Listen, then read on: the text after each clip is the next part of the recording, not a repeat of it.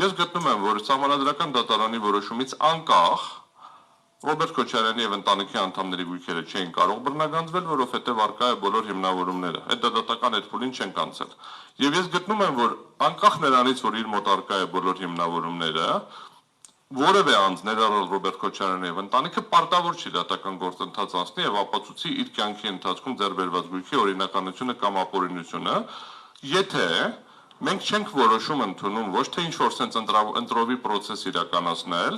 այլ ինչ-որ գործընթաց չի տեղի ունենում ընդհանրական ամբողջ ազգի բոլոր մարդկանց առանց քրեական գործի, առանց ոչ մի բանի, ինչ-որ մի հատ օբյեկտիվ ստանդարտով պայմանական անունը դնեմ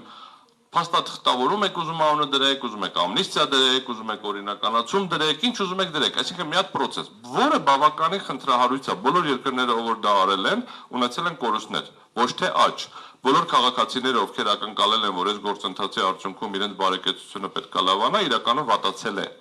Այդ բոլոր մարդիկ էլի լավ են մնացել, մնացածինը վատացել է։ Դրա համար ես վերադառնալով հարցին,